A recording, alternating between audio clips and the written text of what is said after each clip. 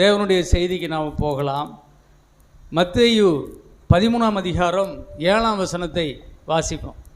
சில விதை முள்ளுள்ள இடங்களில் விழுந்தது, முள் வளர்ந்து அதை நெருக்கி போட்டது. சில விதை முள்ளுள்ள இடங்களிலே விழுந்தது, முள் வளர்ந்து அதை நெருக்கி போட்டது. இது மத்தேயு 13:7 வாசித்தோம். இதே மார்க்கு 4:7 லூக்கா 8:7 இதே வசனம் தான் இருக்குது.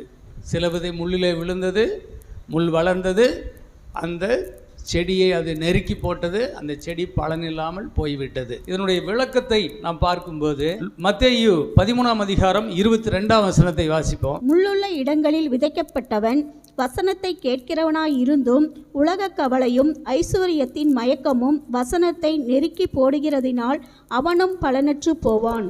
ஆமாம், அந்த முள்ளுன்னா என்ன ஆண்டவரே அப்படின்னு சொன்னால், அந்த முள்ளு தான் உலக கவலை, அந்த முள்ளு தான் ஐஸ்வர்ய மயக்கம், அந்த முள்ளு தான் மற்றவர்களை பற்றின இச்சை அல்லது சிற்றின்பம். இந்த முள்ளில் உலக கவலை என்ன? அது போன வாரத்தில் ஞாயிற்றுக்கிழமையில் நாம் அதை தியானித்து விட்டோம். அது கேட்காதவங்க இருந்தீங்கன்னா அதை யூடியூப்பில் போட்டிருக்கிறேன், அந்த செய்தியை நீங்கள் கேட்டு தெரிந்து கொள்ளுங்கள். இன்றைக்கு ஐஸ்வர்ய மயக்கம், அதை பற்றி நாம் தியானிக்க போகிறோம். ஒரு மனிதனுக்கு இந்த உலகத்தில் வாழ்வதற்கு மிகவும் அத்தியாவசியமாய் தோன்றப்படுகிறது என்னென்றால் ஐஸ்வர்யம். நமக்கு அத்தியாவசியமாய் தோன்றுகிற இந்த ஐஸ்வர்யம் எப்படி நமக்கு முள்ளாக மாறும்? தேவன் இது ஏன் ஒரு முள்ளுன்னு சொல்கிறாரு? இது ஒரு சுகம்னு சொல்லலாமில்ல, இது ஒரு சந்தோஷம்னு சொல்லாமல், இது ஒரு ஆசீர்வாதம் அப்படின்னு சொல்லாமல், இது ஏன் ஒரு முள்ளாக சொல்கிறாரு அப்படின்னு சொல்லி நீங்கள் கேட்கணும். அப்போ தான் இதனுடைய விளக்கத்தை நாம் தெரிந்து கொள்ள முடியும். இது தேவனுடைய ஒரு ஸ்தானத்தை எடுத்துக்கொள்ளக்கூடிய ஒரு காரியமாக இருக்கிறது. இந்த ஐஸ்வர்யம் அப்படிங்கிற ஒரு ஆசை, ஐஸ்வர்யம் என்கின்ற ஒரு மயக்கம் இது உள்ளே வந்துருச்சுன்னா, தேவன் எங்கே சிங்காசனத்தில் உட்கார்ந்துருக்கிறாரோ அந்த இடத்தை இந்த ஐஸ்வர்யம் என்கின்ற, இந்த ஐஸ்வர்ய மயக்கம் என்கின்ற ஒரு இடம் போய் எடுத்துக்கொள்ளும். அப்போ தேவனுக்குரிய மதிப்பு மரியாதையை அது குறைத்து விடும். அதனால தான் தேவன் ஐஸ்வர்யத்தை விரும்பாத அப்படின்னு சொல்கிறார். யோபு 21ஆம் அதிகாரம் 7ஆம் வசனத்திலிருந்து 17ஆம் வசனம் வரைக்கும் படிச்சிருக்கேன். துன்மார்க்கர் ஜீவித்து விருத்தராகி வல்லவராவானேன். அவர்களோடு கூட அவர்கள் சந்ததியார் அவர்களுக்கு முன்பாகவும் அவர்கள் பிள்ளைகள் அவர்கள் கண்களுக்கு முன்பாகவும் திடப்படுகிறார்கள். அவர்கள் வீடுகள் பயமில்லாமல் பத்திரப்பட்டிருக்கும். தேவனுடைய மிலாறு அவர்கள் மேல் வருகிறதில்லை. அவர்களுடைய எருது பொழிந்தால் வீணாய் போகாது. அவர்களுடைய பசு சினை அழியாமல் ஈனுகிறது. அவர்கள் தங்கள் குழந்தைகளை ஒரு மந்தையைப் போல வெளியே போக விடுகிறார்கள். அவர்கள் பிள்ளைகள் குதித்து விளையாடுகிறார்கள். அவர்கள் தம்புரையும் சுரமண்டலத்தையும் எடுத்து பாடி கிண்ணறத்தின் ஓசைக்கு சந்தோஷப்படுகிறார்கள். அவர்கள் செல்வவான்களாய் தங்கள் நாட்களை போக்கி ஒரு சனப்பொழுதிலே பாதாளத்தில் இறங்குகிறார்கள். அவர்கள் தேவனை நோக்கி, எங்களை விட்டு விலகி இரும், உம்முடைய வழிகளை அறிய விரும்போம். சர்வ வல்லவரை நாம் சேவிக்க அவர் யார்? அவரை நோக்கி ஜெபம் பண்ணுவதனால் நமக்கு பிரயோஜனம் என்ன என்கிறார்கள். ஆனாலும் அவர்கள் வாழ்வு அவர்கள் கையில் இராது. துன்மார்க்கரின் ஆலோசனை எனக்கு தூரமாயிருப்பதாக. எத்தனை சடுதியில் துன்மார்க்கரின் விளக்கு அணைந்து போம். அவர் தமது கோபத்தினால் வேதனைகளை பகிர்ந்து கொடுக்கையில் அவர்கள் ஆபத்து அவர்கள் மேல் வரும். போதும் அன்பான தேவ பிள்ளைகளே, அப்போ இங்கே துன்மார்க்கர் என்று சொல்லி ஆரம்பிக்கிறார். துன்மார்க்கர் ஜீவித்து விருதாவாகி வல்லவராவானேன். பாருங்க, இங்கே துன்மார்க்கர் அப்படின்னு சொல்கிறது யாரை சொல்கிறாருன்னா ஐஸ்வர்யவான்களை சொல்கிறார். அப்போ ஐஸ்வர்யவான்கள்லாம் துன்மார்க்கரா அப்படின்னு கேட்டிங்கன்னா அப்படி இல்லை. தேவன் இல்லாமல் தன்னை ஐஸ்வர்யவான் ஆக்கி கொண்டு கடவுளே எனக்கு தேவையில்லை என்று வாழ்கிற ஒரு ஐஸ்வர்யவான் தான் துன்மார்க்கன். தேவனுக்கு முதலிடம் கொடுக்காத ஒரு ஐஸ்வர்யவானாய் ஒருவன் இருந்தால் அவன் துன்மார்க்கன். அவனை குறித்து தான் சொல்கிறார். அப்போ அவங்களுக்கு கடவுள் தேவையில்லை. அவங்க சொல்கிறாங்க பாருங்கள் 13ஆம் வசனத்தில், அவர்கள் செல்வவான்களாய் தங்கள் நாட்களை போக்கி ஒரு சனப்பொழுதிலே பாதாளத்தில் இறங்குகிறார்கள். ஏன்னா அவர்கள் தேவனை நோக்கி எங்களை விட்டு விலகி இரும், உம்முடைய வழிகளை அறிய விரும்போம், சர்வ வல்லவரை நாம் சேவிக்கிறதற்கு அவர் யார், அவரை நோக்கி ஜெபம் பண்ணுகிறதினால் நமக்கு என்ன பிரயோஜனம் என்கிறார்கள். இந்த மாதிரியான ஐஸ்வர்யவான்கள் தான் தேவனுக்கு ஆகாதவர்கள். அல்லேலூயா சொல்லுங்க பார்ப்போம். இந்த மாதிரி ஐஸ்வர்யவான்கள் தான் அவருக்கு பிடிக்காது. அப்போது வானம் பூமி எல்லாமே, வானம் பூமி சமுத்திரம் பர்வதங்கள் காற்று தண்ணீர் உணவு மற்றும் பூமியின் பொருள்கள் எல்லாமே யாருடையது? கர்த்தருடையது. அல்லேலூயா சொல்லுங்க பார்ப்போம். கர்த்தருடையது. கர்த்தருடையதை எடுத்து தாங்கள் நல்ல சுகஜீவிகளாக ஜீவித்து கொண்டு அந்த பொருள்களை எல்லாம் படைத்து கொடுத்த கர்த்தர் வேண்டாம், ஆனால் அந்த பொருள்கள் மட்டும் வேணும்னா அவன் இந்த உலகத்தில் வாழ தகுதி இல்லாத ஐஸ்வர்யவான். அவன் புறக்கணிக்கப்பட வேண்டும். அவனுக்கென்று நாட்களை தேவன் கொடுக்கிறார். அந்த நாட்களில் அவர்கள் தங்கள் ரட்சிப்பை பெற்றுக்கொள்கிறது இல்லை. ஆகவே தேவன் அவர்களை அழிக்க முடிவு கட்டுகிறார், அழித்தே போடுகிறார். அதே மாதிரி சங்கீதம் 73:3 12 வரைக்கும் படிங்க. துன்மார்க்கரின் வாழ்வை நான் காண்கையிலும் வீம்புக்காரராகிய அவர்கள் மேல் பொறாமை கொண்டேன். மரண பரியந்தம் அவர்களுக்கு இடுக்கண்கள் இல்லை, அவர்களுடைய பலன் உறுதியாயிருக்கிறது. நரற்படும் வருத்தத்தில் அகப்படார், அவர்கள் அகப்படுறது இல்லை. மனுஷர் அடையும் உபாதியத்தை அடையார்கள். ஆகையால் பெருமை சரப்பணியைப் போல் அவர்களை சுற்றி கொள்ளும், கொடுமை ஆடையைப் போல் அவர்களை மூடிக்கொள்ளும். அவர்கள் கண்கள் கொழுப்பினால் எடுப்பாய் பார்க்கிறது, அவர்கள் இருதயம் விரும்புவதிலும் அதிகமாய் நடந்தேறுகிறது. அவர்கள் சீர்கெட்டு போய் அகந்தையாய் கொடுமையை பேசுகிறார்கள், இருமாப்பாய் பேசுகிறார்கள். தங்கள் வாய் வானம் மட்டும் வெட்டப்பட்டு போய் பேசுகிறார்கள். அவர்கள் நாவு பூமி எங்கும் உலாவுகிறது. ஆகையால் அவர்களுடைய ஜனங்கள் இந்த வழியாகவே திரும்புகிறார்கள். தண்ணீர்கள் அவர்களுக்கு பரிபூர்ணமாய் சுரந்து வரும். தேவனுக்கு அது எப்படி தெரியும்? உன்னதமானவருக்கு அதை பற்றிய அறிவு உண்டோ என்று சொல்லுகிறார்கள். இதோ இவர்கள் துன்மார்க்கர், இவர்கள் என்றும் சுகஜீவிகளாயிருந்து ஆஸ்தியை பெருக பண்ணுகிறார்கள். யூதாவினுடைய ராஜா ஆசா என்கின்ற ராஜா இந்த சங்கீதத்தை எழுதுகிறார். அவர் ஒரு பெரிய ராஜாவாய் செல்வந்தனாய் இருந்தும் உலகில் உள்ள மற்ற செல்வந்தர்களை பார்த்து அவர் இப்படி சொல்லுகிறார். அவங்களுக்கெல்லாம் அவங்க வாழ்வை நான் பார்த்தேன், அவர் ரொம்ப வீம்புக்காரராக இருக்கிறாங்க, ரொம்ப பெருமையாக நடக்கிறாங்க, அவங்களுக்கு ஒரு தீமையும் வர்றதில்லை. ஆனால் நான் ஒரு தவறும் செய்யாமல் 13ஆம் வசனத்தில், நான் விருதாவாகவே என் இருதயத்தை சுத்தம் பண்ணி குற்றமில்லாமையிலே என் கைகளை கழுவினேன். நாள்தோறும் நான் வாதிக்கப்பட்டும் காலைதோறும் தண்டிக்கப்பட்டும் இருக்கிறேன் என்று சொல்கிறார். இதுதான் சங்கீதம் 37 1-2 வசனம் சொல்லும்போது சொல்லியிருக்கிறாரு, உன் மனதை பாவிகள் மேல் பொறாமை கொள்ள விடாதே. பாவிகள் துன்மார்க்கர் நியாய தீர்ப்பில் நிற்பது இல்லை, அவர் தேவனுடைய சபையில் நிற்பது இல்லை.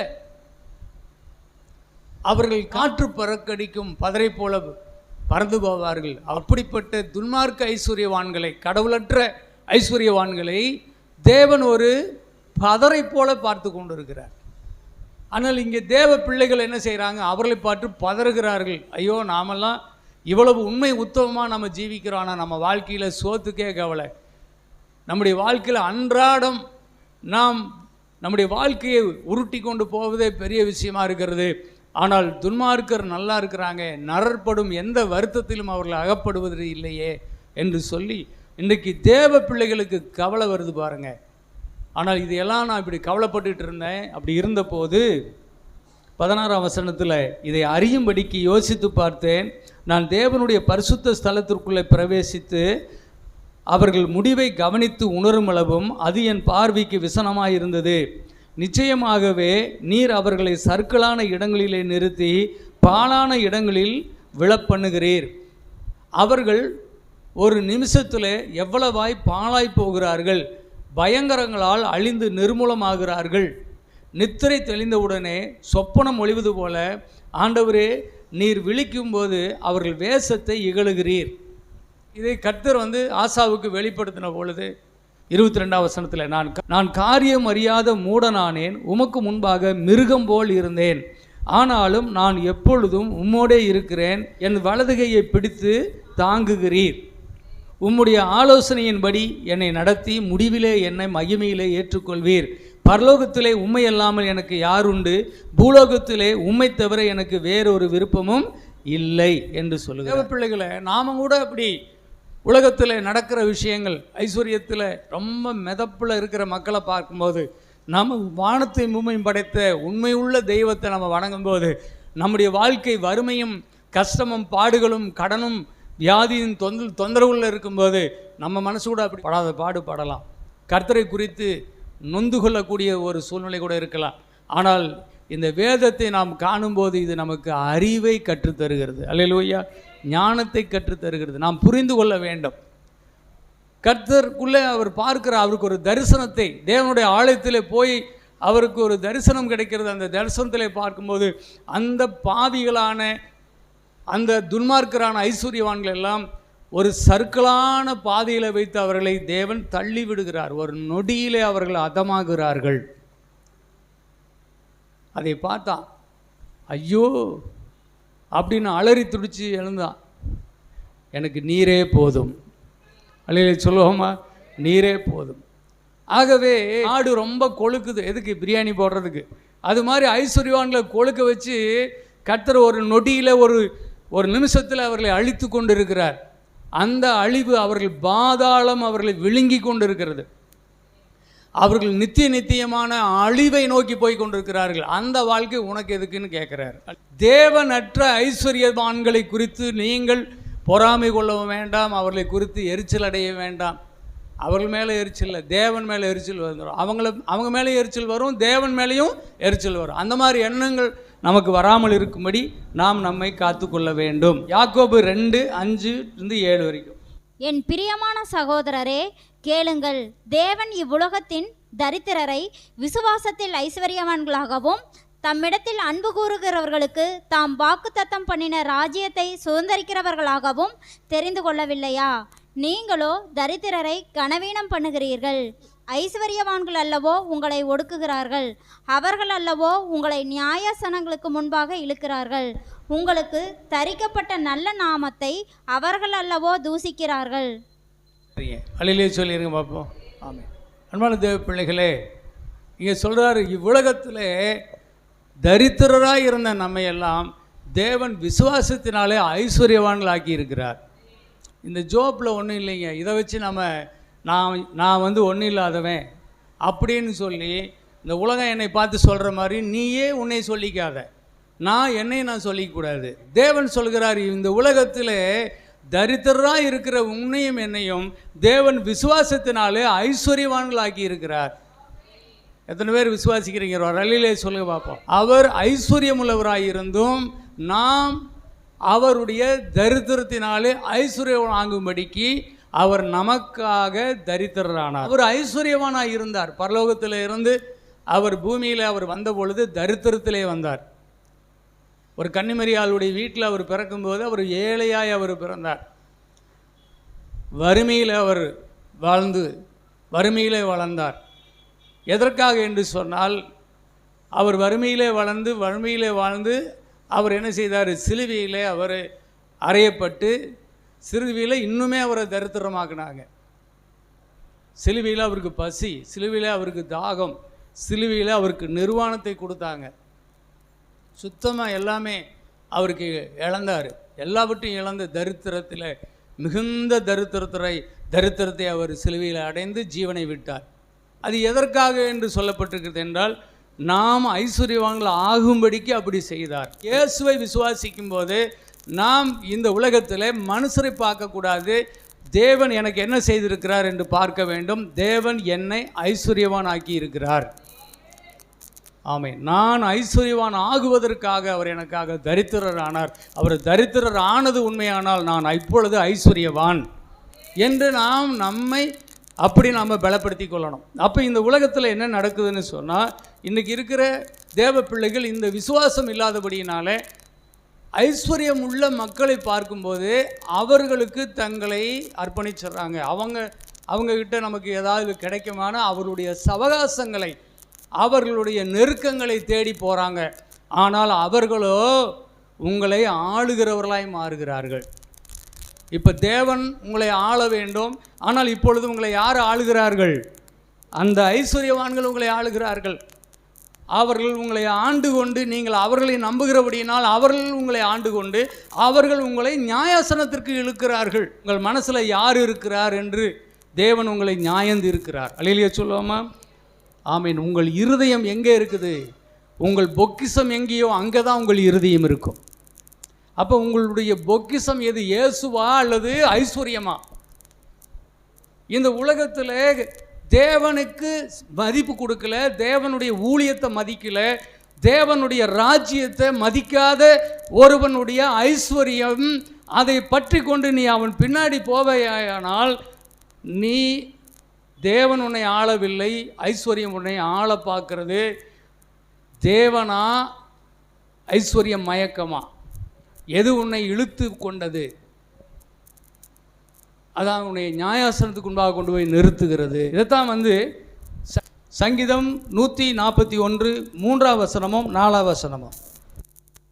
கர்த்தாவே, என் வாய்க்கு காவல் வையும், என் உதடுகளின் வாசலை காத்துக்கொள்ளும். அக்கிரமம் செய்கிற மனுஷரோடே ஆகாமிய கிரியைகளை நடப்பிக்கும்படி என் இருதயத்தை துன்மார்க்கத்திற்கு இணங்க ஒட்டாதேயும். அவர்களுடைய ருசியுள்ள பதார்த்தங்களில் ஒன்றையும் நான் சாப்பிடாமல் இருப்பேனாக. அக்கிரமம் செய்கிற மனுஷரோடே ஆகாமிய கிரியைகளை நடப்பிக்கும்படி என் இருதயத்தை துன்மார்க்கத்திற்கு இணங்க ஒட்டாதேயும். அவர்களுடைய ருசியுள்ள பதார்த்தங்களில் ஒன்றையும் நான் சாப்பிடாமல் இருப்பேனாக.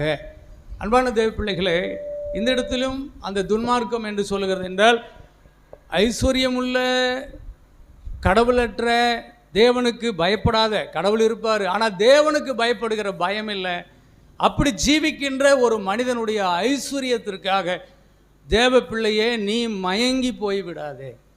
அதான் ஐஸ்வர்ய மயக்கம். அப்போ இங்கே தாவீது உஷாராயிட்டார். தாவீது சொல்கிறாரு, அவர்களுடைய ருசியுள்ள பதார்த்தங்களையும் நான் புசிக்க மாட்டேன். என்ன சொல்கிறாரு? ஆமாம், அவர்கள் ருசியுள்ள பதார்த்தங்களில் ஒன்றையும் நாம் சாப்பிடாமல் இருப்பேனாக என்று தனக்குள்ளே ஒரு உறுதியை செய்து கொள்கிறார். அடுத்தது வசனத்தில் படிக்கிறோம், நீதிமான் என்னை தயவாய் குட்டி என்னை கடிந்து கொள்ளட்டும், அது என் தலைக்கு எண்ணெயை போல் இருக்கும், என் தலை அதை அள்ள தட்டுவதில்லை. அவர்கள் இக்கட்டுகளில் நான் இன்னும் ஜெபம் பண்ணுவேன். கடவுளுக்குரிய சரியான மரியாதை கொடுக்க தெரியல, தேவனுடைய திட்டங்கள் சித்தங்களை புரிந்து கொள்ள தெரியல, தேவனுக்காக அவருடைய பலத்த கருத்துக்குள் அடங்கி ஜீவிக்க ஒரு மனிதனுக்கு தெரியவில்லை. அவனுடைய செல்வம், அவனுடைய பெரிய விருந்திலே நீ பங்கு பெறுவதை காட்டிலும் நீதிமானிடத்தில் அடி வாங்குவது நல்லது. அல்லையிலே சொல்லு பார்ப்போம். அதான் சொல்கிறாரு, நீதிமான் என்னை தயவாக என் தலையில் கொட்டுட்டோம், அவன் என்னை கடிந்து கொள்ளட்டும், அது என் தலைக்கு எண்ணெயை போல் இருக்கும், என் தலை அதை அள்ளத்தட்டுவது இல்லை. அவர்களுடைய இக்கட்டுகளில் நான் இன்னும் அவர்களுக்காக ஜபமும் பண்ணுவேன், அவர்களுக்கு நான் இன்னும் உதவியும் செய்வேன். அல்லையிலே சொல்லுவோமா? அப்படிப்பட்ட நீதிமான்கள், தேவ பிள்ளைகள், பயந்து வருகிற ஐஸ்வர்யவான்கள், அவர்களுடைய காணிக்கை தான் இந்த இடத்துக்கு தேவைப்படுகிறது. அல்லையிலே சொல்லுவோமா? ஆமென். அவர்களுடைய ஜெபம்தான் இந்த இடத்திற்கு எனக்கு தேவைப்படுகிறது, அது தேவனுக்கு ஏற்றதே. ஆகவே இப்படிப்பட்ட ஒரு மனப்பக்குவத்தை தேவ பிள்ளைகளாகிய நீயும் நானும் பெற்றுக்கொள்ள வேண்டும். இன்னும் லூக்கா 18ஆம் அதிகாரம் 24-25. அவன் மிகுந்த துக்கமடைந்ததை இயேசு கண்டு, ஐஸ்வர்யம் உள்ளவர்கள் தேவனுடைய ராஜ்யத்தில் பிரவேசிப்பது எவ்வளவு அரிதாயிருக்கிறது, ஐஸ்வர்யவான் தேவனுடைய ராஜ்யத்தில் பிரவேசிப்பதை பார்க்கிலும் ஒட்டகமானது ஊசியின் காதிலே நுழைவது எளிதாயிருக்கும் என்றார்.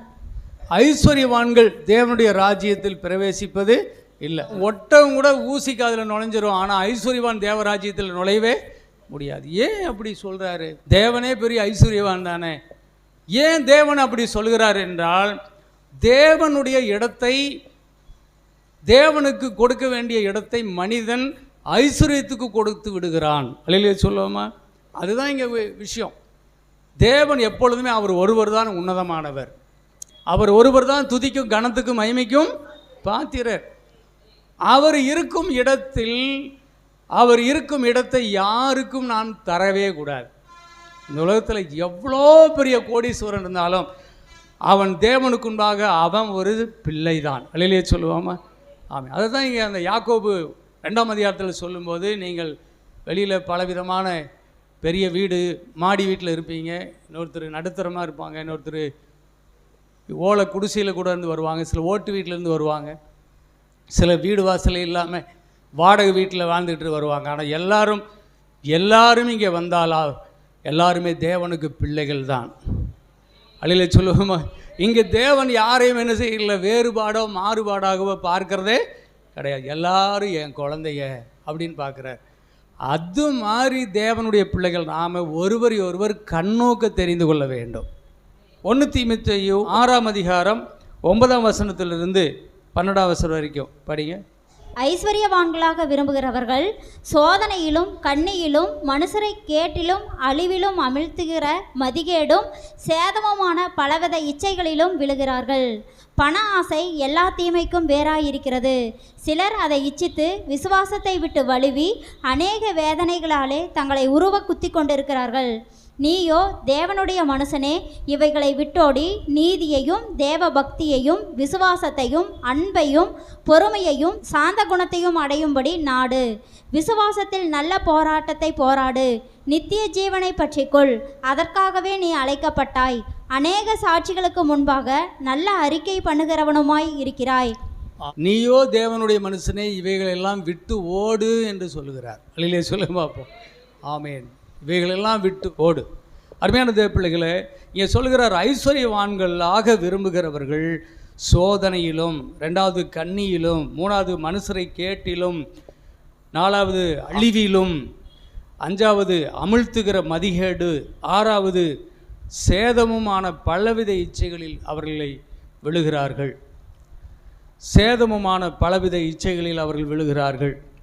அடுத்த வசனத்தில் வாசிக்கிறோம், பண ஆசை எல்லா தீமைக்கும் வேறாக இருக்கிறது. சிலர் அதை இச்சித்து விசுவாசத்தை விட்டு வழுகி அநேக வேதனைகளால் தங்களை உருவக்குத்தி கொண்டு இருக்கிறார்கள். கவனிச்சிங்களா? அந்த பண ஆசை எல்லா தீமைக்கும் வேறு என்ன ஆக்கியிருந்தாமா, விசுவாசத்தை விட்டு வழுகி போக செய்துவிடு. தேவன் மேல் வைக்கிற விசுவாசம் குறையில்லாமல் காத்து கொள்ள வேண்டும். ஐஸ்வர்யத்துக்கு தேவன் எதிரி அல்ல. ஐஸ்வர்யத்தை உடையவர்கள் தேவன் மேல் வைக்கிற நம்பிக்கையை மீறுகிற அளவுக்கு ஐஸ்வர்யத்துக்கு மதிப்பு கொடுக்கவே கூடாது. அதைத்தான் தேவன் தராசில் வச்சு பார்க்குறார். கள்ள தராசு அவருக்கு அருவருப்பு. ஆமீன். தேவனை கம்மிப்படுத்திக்கிட்டு ஐஸ்வர்யத்தை தம் மனசில் உயர்த்தி வச்சுக்கிட்டு மிதப்பில் ஐஸ்வர்ய மயக்கத்தில் யாராவது இருந்தாங்கன்னா தேவன் அதை கண்டுபிடிச்சிருவார். நீ நல்லா இரு, ஐஸ்வர்யவானா இரு, ஆனால் தேவன் தான் முதலிடவாக இருக்க வேண்டும். அல்லேலூயா சொல்லுவோமா? அதுதான் முக்கியம். இதில் நல்லா கவனிச்சுங்க. 2 ராஜாக்கள் புஸ்தகம் 5ஆம் அதிகாரம் 20லிருந்து 27 வரையில் ஒரு சம்பவம் இருக்குது. நாகமான் என்கின்ற ஒரு சிரியா தேசத்தினுடைய படை தளபதி இஸ்ரவேலுக்கு வருகிறான். தேவ மனுஷங்கிட்ட அவர் சுகம் பெற்றுக்கொள்கிறார். யோர்தானில் போய் 7 விசை நீ மூழ்கி எந்திரி, அப்பொழுது நீ சுகமாயிருவ. அதே மாதிரி அவன் போய் மூழ்கி எழுந்த பொழுது அவன் மேனி குஷ்ரோகம் நீங்கி சிறு பிள்ளை மேனி போல மாறிடுச்சு. அவர் சொன்னான், வானத்திலும் பூமியிலும் இந்த இஸ்ரவேல் தேசத்தில் இருக்கிற தேவன்தான் மெய்யான தேவன், இவரை தவிர வேறே தேவன் இல்லை என்பதை நான் இப்பொழுது அறிந்து கொண்டேன் அப்படின்னு ஒரு மன உறுதியோடு சொல்கிறான் பாருங்க. கர்த்தர் அப்படி ஒரு அற்புதத்தை செஞ்சு அவன் அறிவுக்கு என்ன திறந்துட்டார். சீரியா தேசத்தினுடைய ராஜா அவன் இந்த கோயிலுக்குள்ளே அவன் நுழையும் போது நானும் போய் அவனோடு கூட அந்த சாமியை கும்பிட வேண்டியது இருக்கும், அதை கர்த்தர் பொறுத்து கொள்ளணும் அப்படின்னு கேட்டுக்கிட்டான். ஆனால் இவன் என்ன செய்யலாம்? உண்மையாகவே கர்த்தருக்காக ஒரு வைராக்கியம் காட்டலாமா இல்லையா? ராஜாவே, என் உயிரே போனாலும் சரி, இந்த இராணுவ பதவியே எனக்கு போனாலும் சரி, இஸ்ரவேலின் தேவன் தான் மெய்யான தேவன், அவர் ஒருவரைத்தான் நான் பணிந்து கொள்வேன். அப்படி சொல்லாமா இல்லையா? அப்படி சொல்ல அவனுக்கு மனசு வரல பாருங்க. நான் போய் இந்த ராஜாவோட கூட சேர்ந்து நான் கும்பிட வேண்டி இருக்கும், அதை ஆண்டவர் பொறுத்துக்கிட்டோம். பொறுக்கவே மாட்டார் கர்த்தர். அல்லையிலே சொல்லுவோமா? சரி போ, அது உன்னுடைய பலவீனம். ஆனால் நீ ஒரு ரகசியத்தை அறிஞ்சுக்கிட்ட, இவர் தான் மெய்யான தேவன் என்பதை அறிஞ்சுக்கிட்ட. ஆனால் உன்னால் என்ன செய்ய முடியல? தலை நிமிர்ந்து இந்த தேவனுக்காக வாழக்கூடிய பலன். தேசத்தின் இராணுவ தளபதியாக இருந்தாலும் உனக்கு அந்த தேவனுக்கான வைராக்கியத்தை பெற உனக்கு தெரியல. இஸ்ரவேலின் தேவன் யார் தெரியுமா? இவர் சகல இராணுவங்களின் தேவன். அல்லையிலே சொல்லுவோமா? இந்த தேவனுக்காக ஒரு வைராக்கியம் பாராட்ட உன்னால் முடியல. சரி போ அப்படின்னு விட்டுட்டார். அப்போ சோத்திரம், அவன் காணிக்கைகளை கொடுத்த பொழுது அந்த காணிக்கைகள் ஒன்றை கூட அவர் நான் சொல்கிறாரு, நீ கொடுக்கும் காணிக்கைகள் ஒன்றையும் நான் தொடுவது இல்லை என்று என் தேவன், என் ஜீவனுள்ள தேவன் மேல் நான் ஆணையிட்டு சொல்லுகிறேன் என்று சொல்லி எடுத்துகிட்டு போ அப்படின்ட்டார். அல்லையிலே சொல்லுங்க பார்ப்போம். ஆமேன். ஒருவேளை அவன் இந்த தேவனுக்காகத்தான் நான் வாழ்வேன் என்று அவன் வைராக்கியம் பாராட்டி இருந்தால் அவன் கொண்டு வந்த ஐஸ்வர்யத்தை அவன் ஏற்றுக்கொண்டு இருப்பார். அல்லையிலே சொல்லுங்க பார்ப்போம். ஆமேன். அதில் மாறுபாடு இருக்கிறதே, அதில் வேறுபாடு இருக்கிறதே, ஆகவே அது புறக்கணிக்கப்பட்டது. இதுதான் விஷயம். ஆனால் இந்த ஊழியக்காரர் கூட இருக்கிறான்ல, கேயாசின்னு ஒருத்தன், தீர்க்கதரிசி கூட இருக்கிறவன், அவன் இதை பார்த்து தேவ மனுஷன் இப்படி ஒரு முட்டாளாக இருக்கிறாரு, இப்படி ஒரு வாய்ப்பு நமக்கு கிடைக்குமா? நாம் எவ்வளவு வறுமையில் கஷ்டத்தில் நம்ம வாழ்ந்துக்கிட்டு இருக்கிறோம், இந்த நேரத்தில் நமக்கு இப்படி ஒரு வாய்ப்பு கிடைக்குதே. கேயாசி என்பவன் அந்த சீரியனாகிய நாகமான் கொண்டு வந்ததை என் ஆண்டவன் அவன் கையிலே வாங்காமல் அவனை விட்டு விட்டார். நான் அவன் பிறகே ஓடி அவன் கையிலே ஏதாகிலும் வாங்குவேன் என்று கர்த்தருடைய ஜீவன் மேல் ஆணையிட்டு நாகமானை பின்தொடர்ந்தான். ஸ்தோத்திரம். பாருங்க, இந்த கேயாசி போய் ஒரு பொய் சொல்லி, இப்போ தான் 2 வாலிபர்கள் வந்தாங்க, அதனால் அவங்களுக்கு 2 மாற்று வஸ்திரமும் 1 தாளந்து வெள்ளியும் என் எஜமான் வாங்கிட்டு வர சொன்னார் அப்படின்னு சொல்லி கர்த்தருடைய ஜீவனை கொண்டு அவர் ஆணையிட்டுட்டார், உங்கள்கிட்ட எதுவும் வாங்க மாட்டேன்னு. ஆனால் இவன் பொய் சொல்கிறான் பாருங்க. அப்புறம் அவன் எப்படி, அவன் கொடுத்துட்டு தான் போகணும், கொண்டு வந்ததை அப்படியே எடுத்துகிட்டு போகிறேன் நானே. அது அரசு ராஜாவே கொடுத்து விட்டான். அதெல்லாம் வெகுமதிகளை, பொண்ணு வெள்ளி துணிமணிகள் நிறைய கொடுத்து அனுப்பினான். எதுவுமே தொடமாட்டேன்ட்டான் இஸ்ரவேலில். அல்லையிலே சொல்லுவோமா? இஸ்ரவேலில் தீர்க்கதரிசி எதையுமே தொடலை. ஆனால் இப்போ இவன் போய் கேயாசி போய் ஆசைப்பட்டு அதையெல்லாம் கேட்குறான். அவன் சொல்கிறான், தயவுசெய்து நீ 1 தாளந்தில் 2 தாளந்து வாங்கிக்கோன்னு கெஞ்சி அவனுக்கு கொடுத்து 2 ஆட்களையும் கொடுத்து அவங்க போய் கொடுத்துட்டு வாங்க அப்படின்னு சொல்லி அதை சுமந்துட்டு போய் அவங்க வீட்டில் கொடுத்துட்டு திரும்பி வந்தாங்க. கேயாசி அந்த தீர்க்கதரிசிக்கிட்ட வந்தார், எங்கேருந்து வர்ற அப்படின்னு. நான் எங்கேயுமே போகலையே. பொய் சொல்கிறான். அப்போது நீ அங்கே போனையே, நீ போகும்போது என் மனசும் பின்னாடி வரலையா அப்படின்னு கேட்டார். இது சுவிசேஷம் அறிவிக்கிறதுக்கான ஒரு காலம். சுவிசேஷம்னா என்னது? தேவனுக்கு முன்பாக ஜனங்களை நிறுத்துவதற்கான காலம். அல்லையிலே சொல்லுங்க பார்ப்போம். ஆமேன். நீ எதை வேணாலும் நீ செஞ்சுக்கிட்டு இருந்தீன்னா, எப்படி வேணாலும் நீ பணத்தையும் பொருளையும் பொண்ணையும் இச்சிச்சுக்கிட்டு இருந்தீங்கன்னா, ஒரு மனுஷனுடைய இருதயம் எப்படி தேவனுக்கு முன்பாக செம்மையாக மாறும்? ஒரு எப்படி தேவனுக்கு கீழ்ப்படுகிறவனாய் மாறுவான்? இது காலமா? இது இல்லையே. இந்த காலத்தில் நீ மௌனமாக இரு, இந்த காலத்தில் உன் வாயும் கையும் கட்டியிரு, அவர்கள் சிந்தித்து தேவ வழியில் வரட்டும். அப்போ நீ அதற்கு இடம் கொடாமல் போனபடியினாலே நாகமானுடைய குஷ்டரோகம் உனக்கு வரட்டும் அப்படின்னு சொன்னார். அப்போவே அந்த வெண்குஷ்டம் அவனுக்கு வந்தது. அவன் குஷ்டரோகியாகி உறைந்த மலை நிறமான குஷ்டரோகியாகி அவன் சமூகத்தை விட்டு போய்விட்டான். எப்படி ஒரு கொடுமை பாருங்கள். எச்சரிக்கையாக இருக்க வேண்டும் தேவ பிள்ளைகளே. மத்தேயு 26:14-16. அப்பொழுது 12 ஒருவனாகிய யூதாஸ்காரியோத்து என்பவன் பிரதான ஆசாரியரிடத்திற்கு போய், நான் அவரை உங்களுக்கு காட்டி கொடுக்கிறேன், நீங்கள் எனக்கு என்ன கொடுக்கிறீர்கள் என்றான். அவர்கள் அவனுக்கு 30 வெள்ளிக்காசை கொடுக்க உடன்பட்டார்கள். அது முதல் அவன் அவரை காட்டி கொடுப்பதற்கு சமயம் பார்த்து கொண்டிருந்தான். யாரைய? இயேசு கிறிஸ்துவை காட்டி கொடுக்க சமயம் பார்த்தான். அப்புறம் காட்டியும் கொடுத்துட்டான் 30 வெள்ளிக்காசுக்காக. கடைசியில் பார்த்தா அவனுடைய குற்ற மனசாட்சி குத்தப்பட்டு எவன் கொடுத்தானோ அவங்ககிட்டே கொண்டு போய் கொடுக்குறான். ஐயோ இது வேண்டாம், எனக்கு ரொம்ப மனசு குத்துது. அப்போ அவன் சொல்கிறான், அந்த காசு அது உம்பாடு, எனக்கு வேண்டாம், அது ரத்தக்கரையும், அது எனக்கு வேண்டாம்னு சொல்லிட்டான். அப்புறம் அதை கொண்டு போய் தேவாலயத்தில் அந்த காசை தூக்கி எறிஞ்சிட்டு அந்த யூதாஸ் காரியத்து போய் நாண்டு கொண்டு தூக்கு போட்டு நாண்டு கொண்டு செத்தே போய்விட்டான். அருமையான தேவப்பிள்ளைகளே, இந்த ஐஸ்வர்யம் மயக்கம் அது எப்படி வேணாலும் பணம் சம்பாதிக்கலாம் இல்லை. தேவனால் வராதது யாவும் பாவம், விசுவாசத்தினால் வராதது யாவும் பாவம். கர்த்தர் கொடுக்கலைன்னா அதுக்காக பிரயாசப்படாதீங்க. தேவன் கொடுக்க வரைக்கும் காத்திருங்கள். கர்த்தர் கொடுத்தா சாப்பிடுவோம், இல்லைன்னா இல்லாட்டி கிடக்குது. இப்போ என்ன ஆகிப்போச்சு? இப்போ நமக்கு தேவை கர்த்தர். அல்லையிலே சொல்லுங்க பார்ப்போம். கூழானாலும் குளிச்சு கூடி, கந்தையானாலும் கசக்கி கட்டு, கர்த்தரோட இரு. அல்லையிலுயா, கர்த்தரோட இரு. கர்த்தர் உன்னை பெரியவன் ஆக்கட்டும், கர்த்தர் உன்னை ஐஸ்வர்யவன் ஆக்கட்டும். நீ தேவனுக்காக என்று நீ ஜீவித்து கொண்டிருக்கும் போது தேவனே உன்னை ஐஸ்வர்யவன் ஆக்குவார். அதுக்கு காத்திருக்கணும். கர்த்தருக்கு காத்திருக்கிறவர்கள் வெக்கப்பட்டு போக மாட்டாங்க. கரெக்டு. கர்த்தருக்கு காத்திருக்கிறவர்கள் புதுபலன் அடைந்து கழுகுகளை போல செட்டைகளை அடைத்து உயர பரப்பார்கள். அவர்கள் ஓடினாலும் இளைப்படைய மாட்டார்கள், நடந்தாலும் சோர்ந்து போக மாட்டார்கள். கர்த்தரே அவர்களை ஆசீர்வதிக்க அவர் போதுமானவர். நான் வாரம் முழுவதும் சும்மா இந்த மாதிரி வசனங்களை எடுத்து தேடுறேன் பாருங்க. அப்பா, தேவன் இந்த உலகத்தில் தேவனற்ற ஐஸ்வர்யவான்கள், தேவனை மதிக்காத ஐஸ்வர்யவான்களுக்கு அவர் பயங்கரமான எதிரியாக இருக்கிறார். பயங்கரமான எதிரி எங்கே பார்த்தாலும். ஆகவே இந்த ஐஸ்வர்யம் தவறான வழியிலே நம்மை கொண்டு போய் விட்டுவிடும். அல்லேலூயா. தவறான வழினா என்னன்னா, தேவனை இழந்தவர் நேரடி செய்யும். கர்த்தருக்குரிய மரியாதையை கொடுக்க விடாதபடி பண்ணிடு. கர்த்தருடைய ஊழியக்காரனை மதிக்க விடாது. தேவனுடைய சபையை மதிக்க விடாது. சபைக்கு எதிர்த்து நிற்கவும், வசனத்துக்கு எதிர்த்து நிற்கவும், தேவனுடைய ஊழியனுக்கு எதிர்த்து நிற்கவும், கர்த்தருடைய சத்திய பாதையை விட்டு விலக பண்ணி ஒரு முரடனாக உன்னை மாட்டிக்கொண்டு இருக்கும்.